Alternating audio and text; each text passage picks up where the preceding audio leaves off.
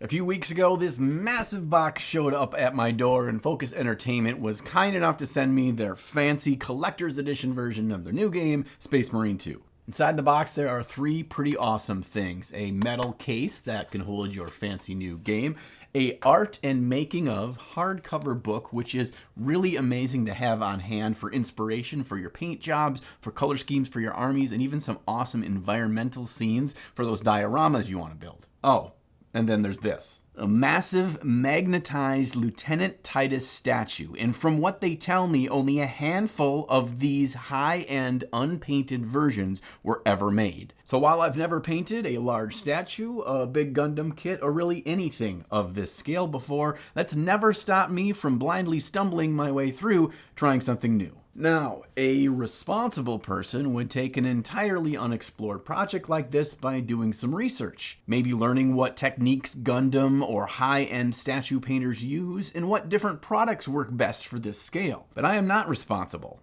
and I learn best by doing. So I'm going to get elbow deep into this project, relying on two pillars that have never steered me wrong: color and light. Although now that I say it out loud, this does feel like the opportune time for the universe to make sure that color and light do in fact steer me wrong. My plan is to build depth of color and dramatic lighting at every step of the painting process, beginning with the prime. A rich purple foundation means we can build up without using pure black, which just pulls down all the other colors you put on top of it while it desaturates them. I spray a bold yellow to show where our primary light source will be coming from, giving us a warm tone that we want to be present all the way through this painting process. And I know I've said this before in videos, but it's never more true than it is today. I really have no idea what I'm doing here. This thing is freaking massive, and the only way I can try to stave off getting overwhelmed by its size is to not focus on any of the details at all. Because I don't know what to do, I'm just going to keep pushing around color, this time with an airbrush to set some interesting environmental tones. I want warm and cold lights to be hitting the model at all sorts of different angles so I can build up drama on the piece as much as I can. Sure, I could try a straightforward approach and just paint the marine blue and paint the Tyranid cream and purple, and that would work just fine, but that would also be really freaking boring. Not knowing where this color explosion is going feels a bit like Christmas morning for me. I know there's something unknown under that tree, and not knowing if this project is going to end up being a Nintendo 64 or socks is kind of part of the fun.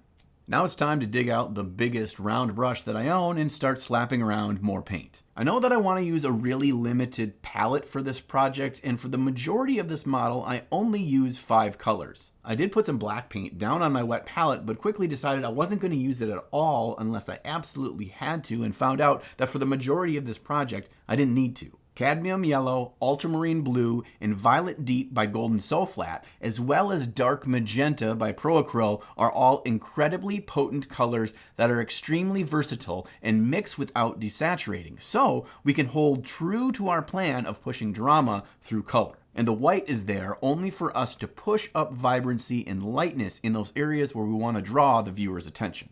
I actually had to wedge a couple of socks underneath this model to have it angled up so I could kind of comfortably paint it and get it on camera. Something I never saw myself doing in my miniature painting career. I also immediately felt awkward with this brush painting. I can't tighten up on the grip of my brush to get good stable wrists. I'm feeling like I don't have nearly as much control over the brush as when I do painting a 32mm Space Marine. Now, since this entire statue is magnetized and I'm not going to glue it together, I could take off each individual piece and paint it more like a real model, but I'm really trying to establish the colors and lights in a way that every surface of the model is consistent, and that's so much harder to do if you take all the pieces apart. So instead of letting this frustration boil up inside of me because of the lack of brush control, I decided to just release and accept that this is how it's going to have to go. I had this very Bob Ross-like moment where I decided to place colors and define shapes and lights without worrying about being messy, without worrying about brushstrokes, without worrying about making mistakes in tiny details. And because I had those big puddles of paint on my palette, I just freely mixed things and decided to experiment on adding a little bit more yellow to a highlight here or a little bit more purple over here. And it just felt much more like an artistic endeavor. If I found myself worrying about a smooth blend or defining details, I'd stop painting that area and make myself move onto something else,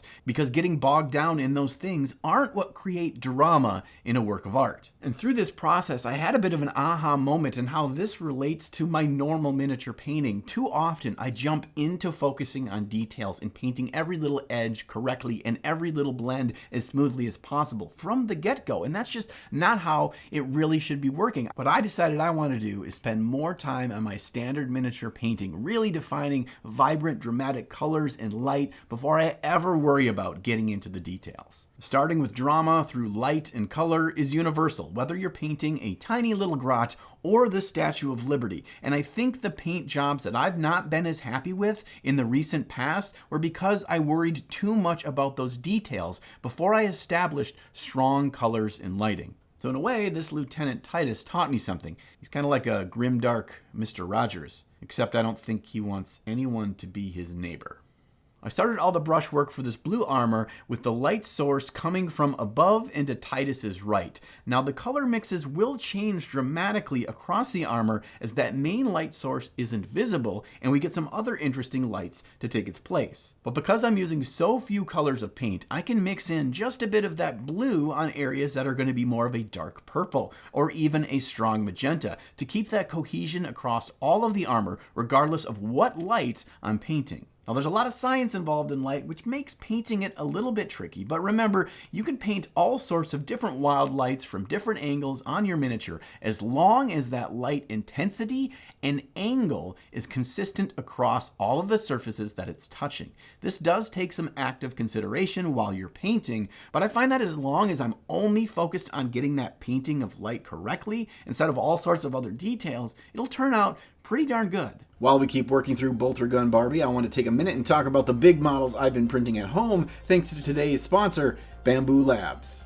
Now I've done a lot of resin printing in my day, but if you want to print something big like a life-size replica of a Space Marine helmet or a bolter gun, or maybe even a beautiful table full of terrain for your games, you're going to need a high-quality PLA printer. And this thing does what I value most of all in any form of 3D printer. It's easy to use and it automatically calibrates. It cleans the nozzle itself and it uses advanced active flow control and compensation algorithms to ensure it's working at peak efficiency without me needing a composite engineering degree.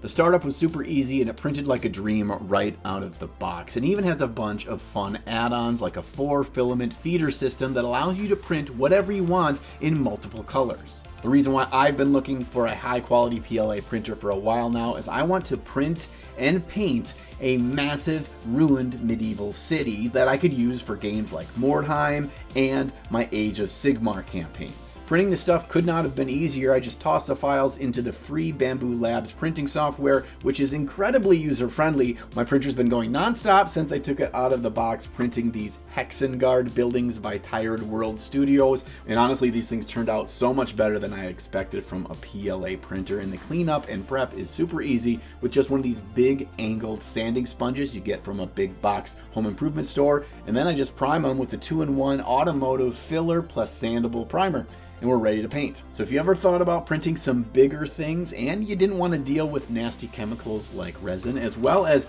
getting a higher quality product at a lot more reasonable price than I had expected to pay, check out the link down to Bamboo Labs down in the video description and see the options between the A1 printer and the A1 Mini to see what works best for you.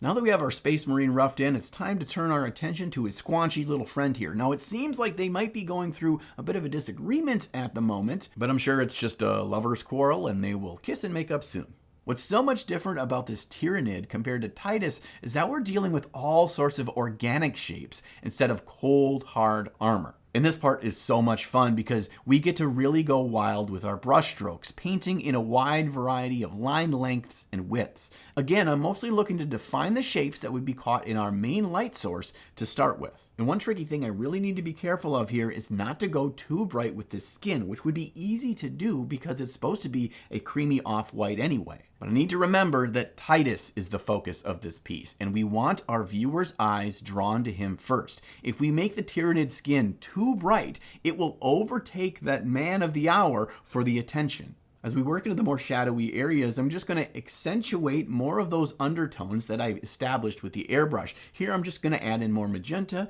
and more of our deep purple. And I'm not blending any of this at all. I'm just using fairly thick paint to give us some fun, rough texture while I build up and down with the highlights and shadows all over his pale body. One thing that made this entire paint job so much fun was that feeling of freedom that no single brushstroke that I make on this piece will screw up the entire thing. So no, I'm not going to mess it all up in any given moment. I'm building and working around while I'm mixing fun colors to see what looks good. If I don't like how something looks, I'll come back in with a different color over the top and start to see if it looks better. If I'm liking how an area is looking, I don't stop. I push it farther and add in new tones to boost the color depth. Now at this point I do come in with a nice burgundy contrast paint to get all those squishy connecty bits that Tyranids have. And because I have all that depth of color laid underneath from our priming and airbrushing steps, we get a lot more depth to this simple contrast step. Alright, now we're going to turn our attention to a little bit more detail work, and I need to focus on Titus's helmet here. He's got some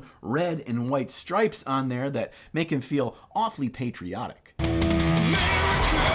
And sure, I could just run some masking tape down his helmet to get a perfect line for this step, but I am lazy. And even when painting straight lines, perfection is a trap. At least in my opinion. Look, when anyone looks at your final work, what's going to make them say, wow, is not a perfectly straight line. It's how you've built everything together to make the whole piece more dramatic and more epic than the sum of its parts. So I'm not going to stress about painting a perfect line here. We still have a big secret weapon up our sleeve that's going to really pull this whole piece together at the end, and a little janky line work is hardly going to be noticeable, I hope. Alright, on to the metallics, and I learned something new today in painting these metallics, and that is if you combine an interesting multicolored undertones with a dry brush and a metallic paint, you get really cool looking metallics really easily. I'm not sure if this is some secret statue painting tech or not, but it should be. In shadowy areas, I leave most of those interesting undertones untouched, and in areas of direct light, I buff it up slowly so we get a nice faded transition between highlight and shadow. I am finding that metallic paints look a lot better and more realistic at this larger scale. It must be because there's more surface area, so lights from your room are able to reflect more naturally over that metallic surface to catch the shine. After a quick airbrush on the NIDS pokey bits to build up on that purple fade, I put all the model back together, which was extremely satisfying. I've never put together a model all magnetized like this once it was mostly painted. It kind of felt like I was building the world's most badass Lego. And now that he's back together, we need to pull in all of our colors together and unify them once again with tints. Our goal here is to bring back all of those atmospheric lights that we painted over with the brush. And because some areas received no paint and other areas are still showing those undershades because the paint isn't fully opaque, this kind of magically blends and pulls it all together. Now I like to use both inks and contrast or speed paints for this step, and both work great. Just note that you're going to have to thin down your inks quite a bit more than your contrast or speed paints. They tend to be a little bit more powerful. We want this color coming out of our airbrush to be really faint, so we can just slowly build it up and increase more of that tint in areas that are not in direct light and have much more fainter building of blends on those highlighted areas. Now we get to finish off this entire project with a bang, and that is with some funky effects. First thing we're going to do is use some UV resin to create a nasty blood pool that this battle is taking place in. And I like to use cheap UV resin for shallow pours like this one because you don't need to mix together any two-part resins, and it's really easy for this stuff to cure quickly. I started by mixing in a few drops of ink to give us our dark red color, but that oddly seemed grainy. It didn't mix together well with the resin, so then I dumped in some contrast paints, and that mixed much more smoothly. Now I know what you're saying, this looks like a delicious Jell-O shot, but I assure you, it does not taste as good as one.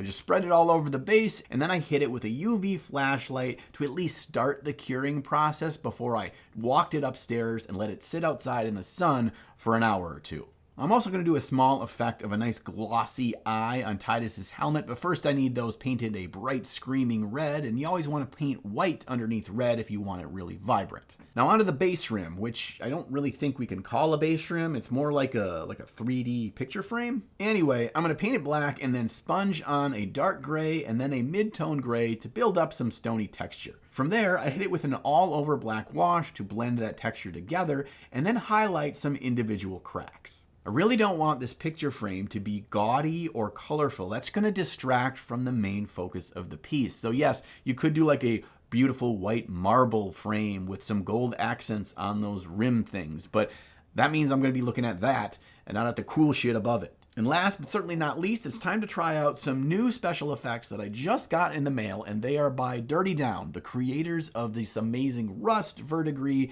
and Moss products. We got a SNOT, and we got some GORE. Now, if you've ever tried to make your own saliva or gore with Uhu glue, and I know I have, this stuff works very similarly with a couple of very notable differences. First, you have way more time to work with this before it begins to harden and isn't usable. And that really is a major plus. The working time with Uhu glue is really, really short.